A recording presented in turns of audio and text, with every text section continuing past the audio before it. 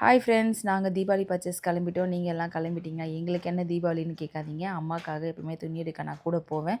தம்பி பசங்களுக்கு அவங்களுக்கு எல்லாருக்கும் எடுக்கிறதுக்கு நான் தான் போயிட்டு வருவேன். நான், பாப்பா, அம்மா 3 பேரும் கிளம்பிட்டோம். ஆட்டோவில் தான் கிளம்புனோம். ஜான்சனும் குட்டி பாப்பாவும் வரல. அந்த ஆட்டோ பார்த்திங்கன்னா குலுங்கி குலுங்கி ஒரே வான்பிட் வர மாதிரி ஆயிடுச்சு. அதுக்கப்புறம் அங்கே போய் பார்த்தா செம கூட்டங்க, வெறும் தலை மட்டும்தான் தெரியுது. அதுக்கப்புறம் எப்படியோ முடிச்சுட்டு நான் 2 பேருக்கும் பசி எடுத்துருச்சு. அந்த அம்மா உடனே அம்மா அப்பா வந்திருந்தா அந்த இடத்துக்கு எனக்கு வயிறு ஃபுல்லாக வாங்கி கொடுத்துருப்பாங்கம்மா. சி வா, உனக்கு வெறும் கார அரிசி தானே வேணும்னு சொல்லிட்டு அவளுக்கு ஒரு அந்த கார அரிசியை வாங்கி கொடுத்தேன்னு அந்த அம்மாவுக்கு ஒரு ஹாப்பி.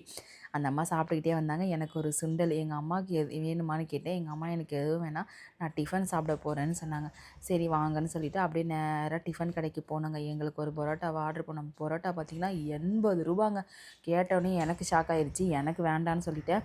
அதுக்கப்புறம் அம்மா வந்து ரவை தோசை வாங்கிக்கிட்டாங்க. நாங்கள் ஒரு பரோட்டா வாங்கி நாங்கள் ஆளுக்கு பாதி பாதி, அவள் பாதி நான் பாதி, அதுவே பெருசாக இருந்தது பரோட்டா, நல்லாவும் இருந்தது.